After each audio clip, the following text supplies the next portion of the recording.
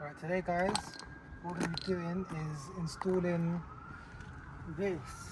So we had a diverter before we installed that. It's from GFB as well, but basically we're getting some error codes, engines bugging out.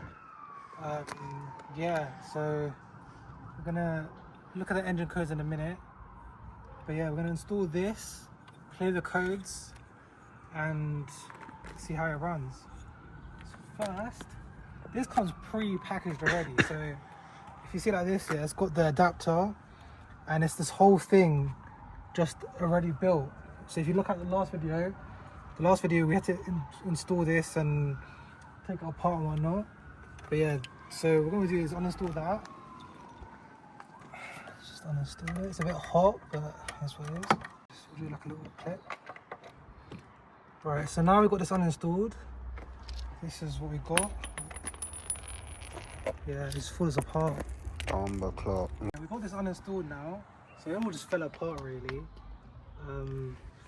But yeah, so now the engine it should look like this really. And what we're going to do is install this. So you have to hold the piston, it comes out like that. So this is one piece. That wasn't, that, you know, fell apart. It was terrible. So we're going to use the screws that they gave us. Small screws. And let's see how this fits. I'm going to try and lose a screw this time. So what I'm going to do is I'm going to aim it. How should I aim this? Like that? Yeah. And alright, so I'll tighten all the screws up on it. And this one's a bit loose. Alright, it's all tight. Make sure it's really tight so it doesn't leak any air. That was actually the reason why I was probably getting engine codes, because I don't know how tight it was. Yeah, just make it like torque it.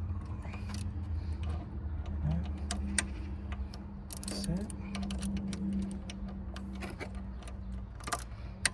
Okay, so now we're going to install the adapter, which I already shown before. If you want to match the notch with the thing, just shove it in there. And then you're going to put the adapter in. Should plug right in. Alright. Now let's just start up and see how that sounds.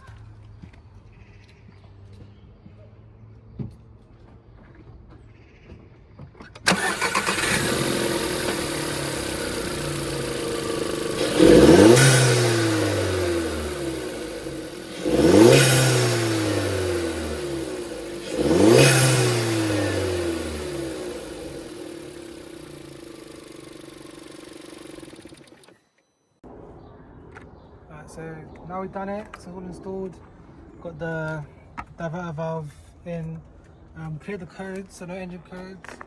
Car feels a bit faster, it's not much of a difference to be honest with you, but the main thing is not bogging down. The problem I'm having is underboosting, so yeah, it's not underboosting anymore. Hopefully long term that I don't get any engine codes or anything like that. But yeah, it sounds good. And yeah, that's about it guys, short video, that's all.